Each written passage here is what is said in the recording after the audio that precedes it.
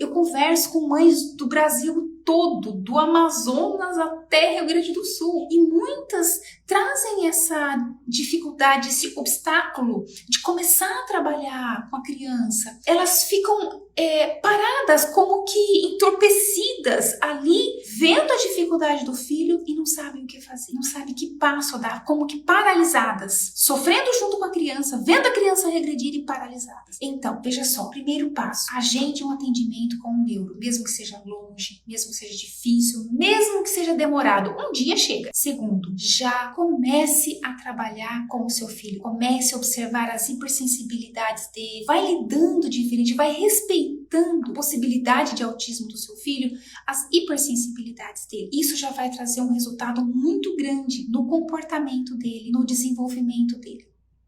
Olá, boa noite! Sejam muito bem-vindas ao nosso bate-papo de mães de autistas. Eu sou Sara Roder, mãe de autistas e terapeuta, e eu ajudo mães como vocês podem levar uma vida normal, tranquila, desenvolvendo seus filhos autistas para serem calmos e independentes de uma forma natural, mesmo que o seu filho já faça terapias, ou se ele não tem acesso a terapias, ou se nem mesmo ele ainda tem o diagnóstico de autismo.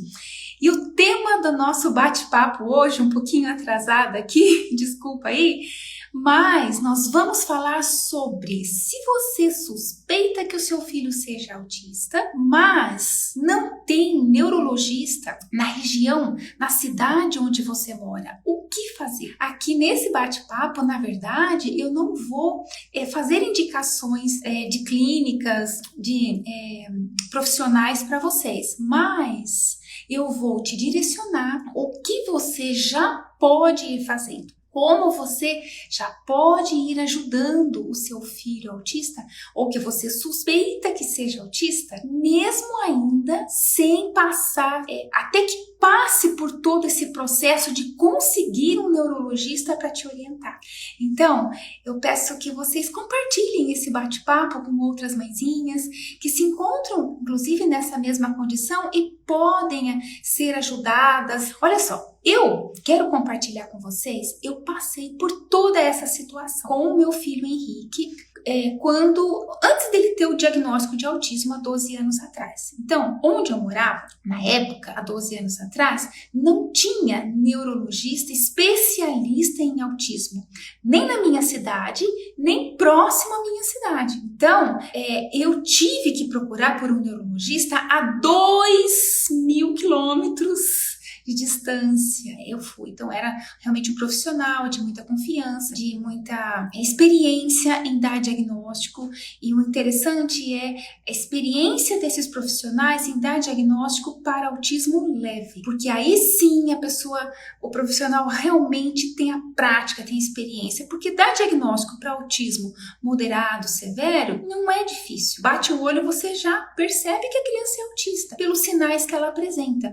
Agora, você dá diagnóstico para autismo leve, tem que ser um top profissional, né? Então, e foi assim que eu fui. Bom, enfim, demorou 2 meses para eu conseguir a vaga com esse neurologista, mas eu consegui. No caso, na época, eu fiz particular, fui por plano nem por SUS, porque isso demoraria muito mais. Tá? Eu me lembro como foi difícil o processo. Eu fiz uma viagem de ônibus de 8 horas com o meu pequeno, nervoso, agitado, irritado, mas eu fiz essa viagem de noite até chegar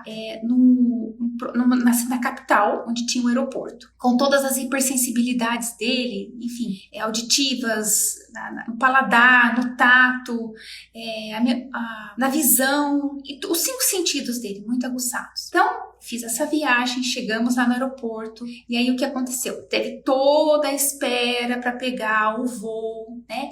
Chegar, e eu me lembro, naquele dia que enquanto nós estávamos ali esperando pelo voo, o Henrique, ele via os aviões fora e tinha aquela parede, né, aquela barreira lá de vidro, e ele não entendia, porque na minha casa agora eu tenho muita parede de vidro, eu gosto de estar dentro de casa enxergando lá fora, né? Quem me acompanha nos meus stories vê que eu tenho bastante vidro aqui, mas na época não. Então, ele não era acostumado e ele pensava que ele poderia simplesmente ele poderia ultrapassar. E ele se jogava naquela parede de vidro. E aí ele não conseguia, ele caía no chão, ele chorava. E tinham muitas pessoas ali na sala de espera. E, eu via nos olhos, né, o julgamento e ouvia alguns julgamentos, tipo, se fosse meu filho. Ou tipo, na minha época, não se educava criança assim. Sabe? Esse tipo de julgamento. Mas eu estava tão sensibilizada, tão fragilizada, que eu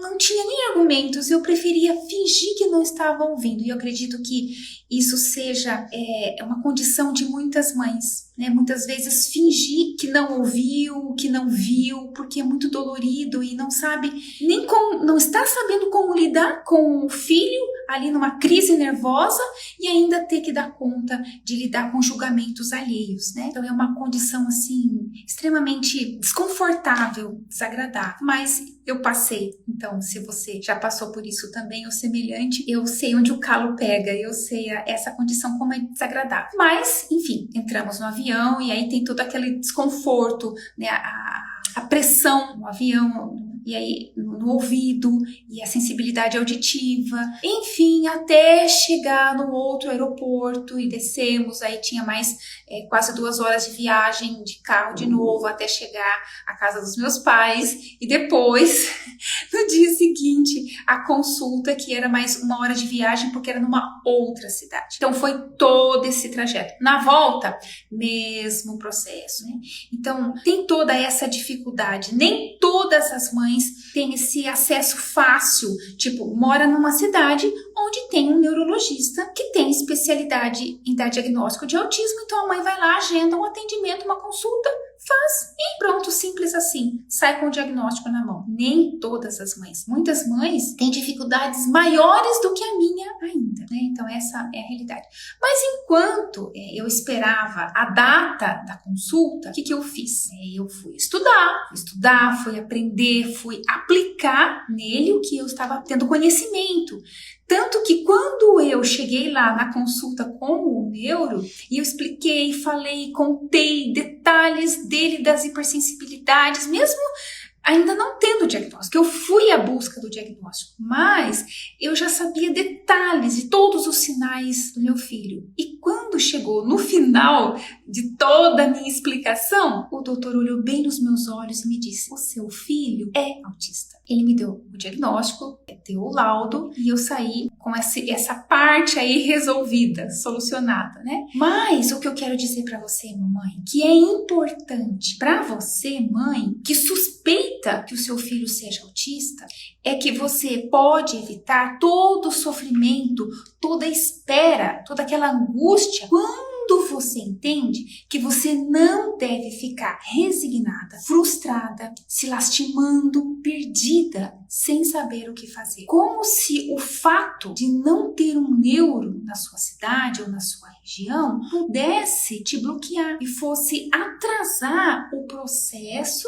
do desenvolvimento do seu filho, por exemplo. Pode ser que demore mesmo para você conseguir uma vaga com um neurologista. Pode ser. Ou por conta da demanda, que hoje em dia tem muita procura por diagnóstico de autismo, ou por alguma dificuldade de acesso à consulta, ou por questão financeira, ou por não encontrar um neurologista com especialidade em autismo na sua cidade ou na região, por dificuldades de carência do plano de saúde, por demora no SUS. Enfim, pode ser que demore mesmo. Mas, se você suspeita, você não deve procrastinar. Que é isso? É deixar para depois. É não colocar como prioridade. Então, e por quê? Porque o tempo passa, os anos passam.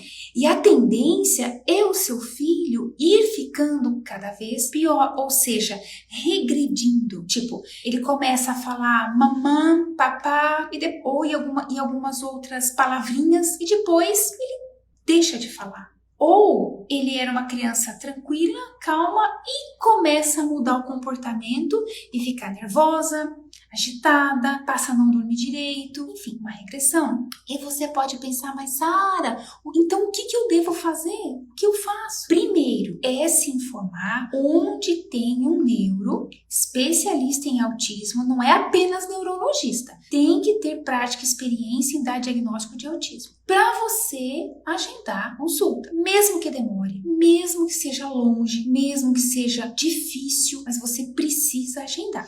Enquanto você espera, o que fazer? O que você pode, o que você deve fazer? Sentar e ver o seu filho piorando, entrando em crises nervosas, não desenvolvendo a fala, ou tendo atraso na fala, agitado, sem dormir direito, se tornando agressivo? Não, de jeito nenhum. Mas Sara, então o que fazer? O que eu faço? Você já pode ir lidando, trabalhando diferente com ele.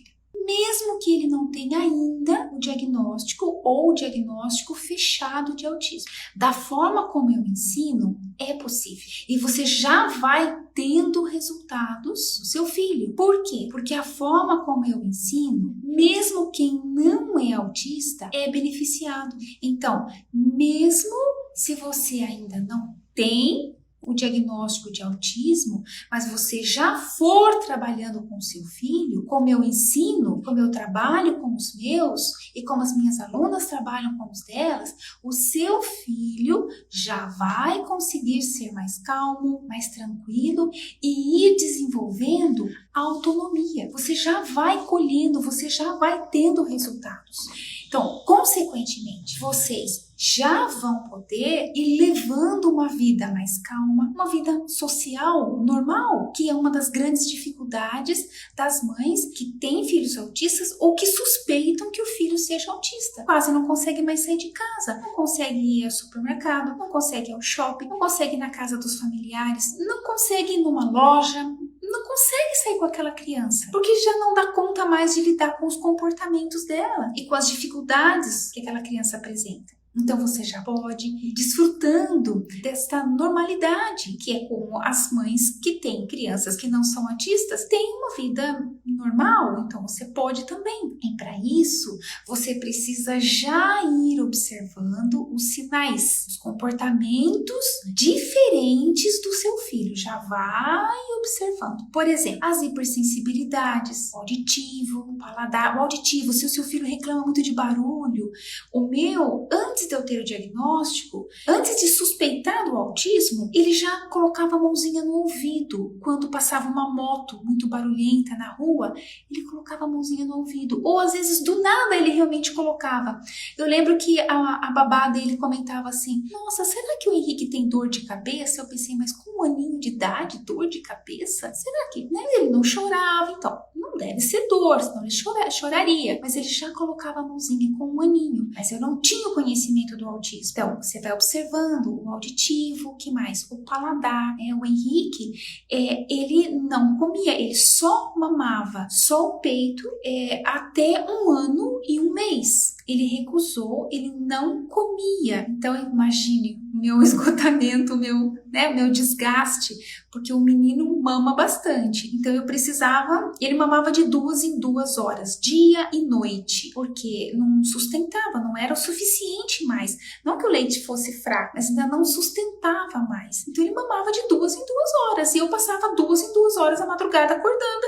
Então, bom, enfim, pode imaginar como que eu ficava, né? Mas eu não entendia por que ele não aceitava nem o cheiro. Só de oferecer, uma amiga minha ofereceu para ele um suquinho da laranja lima, aquela laranja super docinho que a gente dá para as crianças, para os bebês. Ele com em torno de uns 10 meses, mais ou menos, 9, 10 meses, ele cheirou o copo com a laranja e devolveu para ela. E a gente falou assim: nossa, gente, mas ele recusou pelo cheiro, ele nem provou. Mas era a hipersensibilidade dele. Então, você precisa observar isso também. O tato, né? O contato. Por exemplo, o Henrique, ele detestava chinelo. Então, ou ele andava descalço, ou ele andava com o calçado fechado. Mas chinelo ele não gostava. Por quê?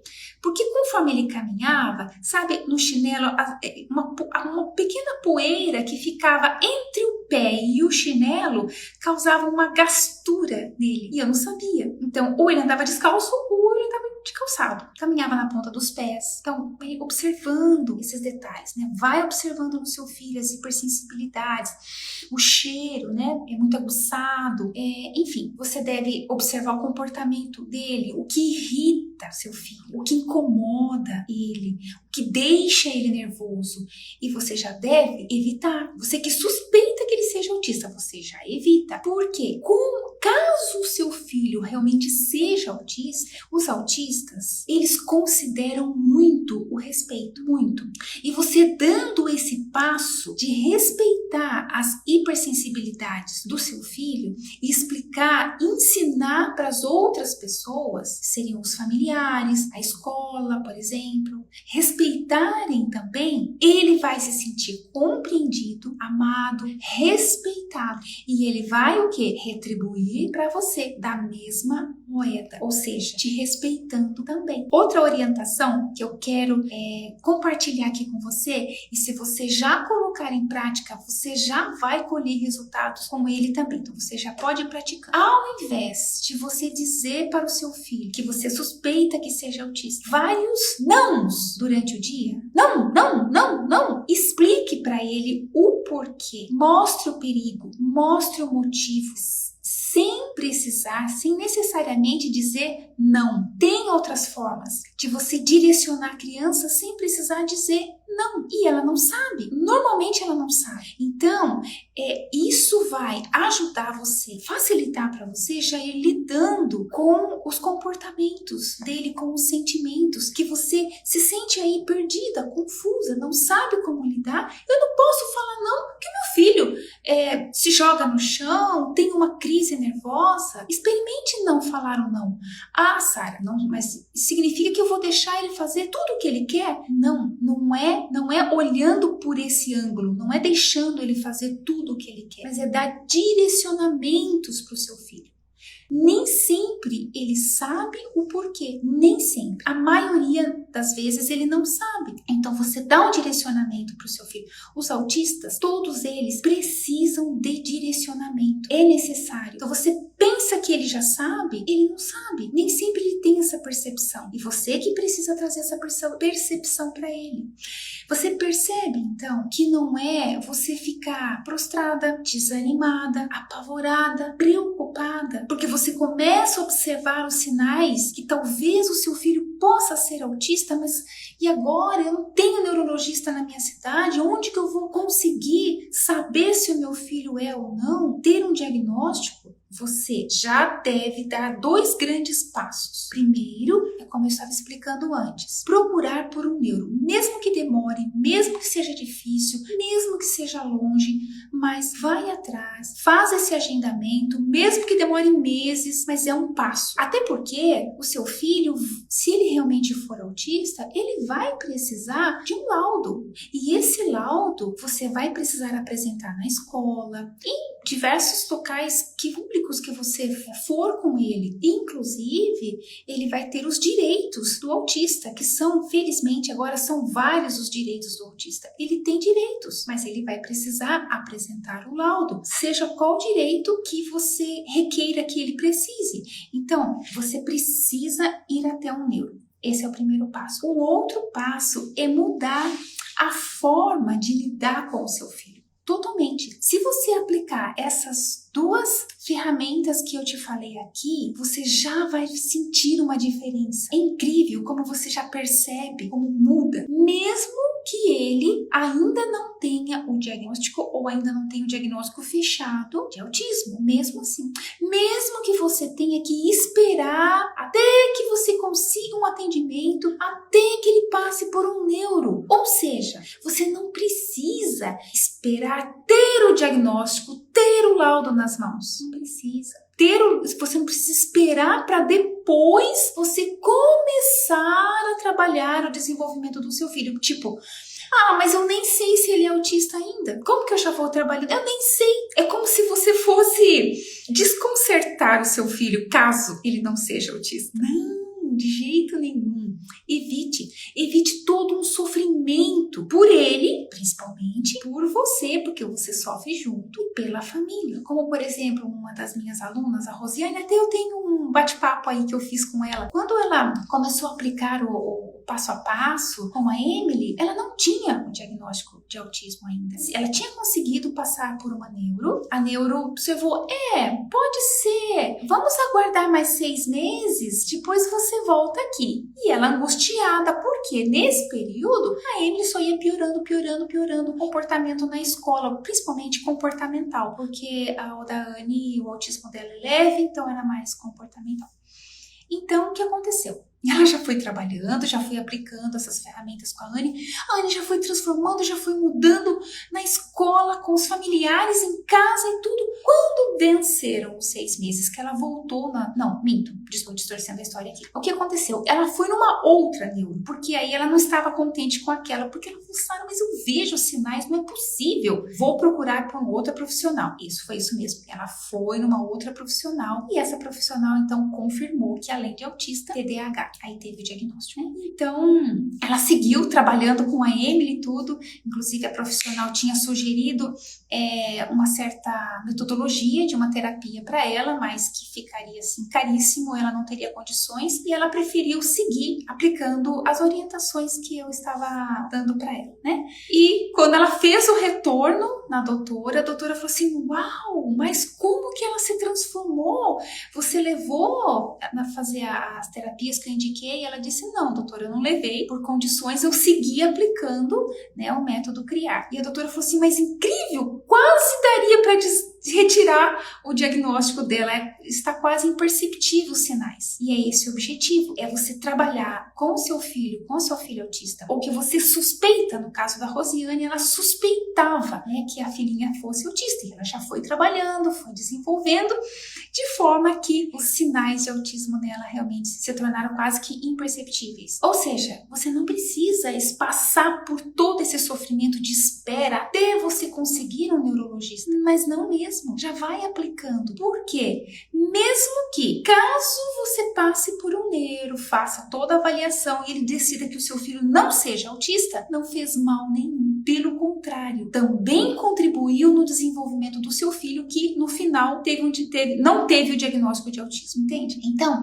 essa é a importância desse bate-papo aqui hoje, é trazer esse conhecimento, essa informação, porque eu converso com mães do Brasil todo, do Amazonas até Rio Grande do Sul, e muitas trazem essa dificuldade, esse obstáculo de começar a trabalhar com a criança. Elas ficam paradas, como que entorpecidas ali, vendo a dificuldade do filho e não sabem o que fazer, não sabem que passo dar, como que paralisadas, sofrendo junto com a criança, vendo a criança regredir e paralisadas. Então, veja só, primeiro passo, agende um atendimento com um neuro, mesmo que seja longe, mesmo que seja difícil, mesmo que seja demorado, um dia chega, agende. Segundo, já comece a trabalhar com o seu filho, comece a observar as hipersensibilidades dele, o que irrita, o que incomoda, vai lidando diferente, vai respeitando a possibilidade de autismo do seu filho, as hipersensibilidades dele. Isso já vai trazer um resultado muito grande no comportamento dele, no desenvolvimento. E depois, quando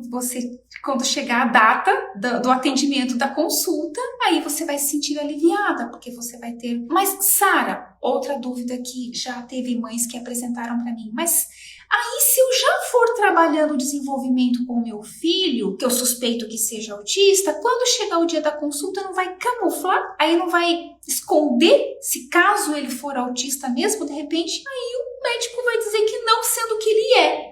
Não se preocupe quanto a isso. Quem é autista será sempre autista. Quem tem os sinais de autismo terá sempre os sinais de autismo. Porém, um autista em desenvolvimento, um autista com independência, com autonomia, com controle, com equilíbrio das suas emoções. Mas ele não vai deixar de ser autista. Se você trabalhando já com o desenvolvimento do seu filho, isso não vai camuflar o autismo do seu filho de uma forma que o médico não vá enxergar o autismo nele. Tá? Isso pode te tranquilizar.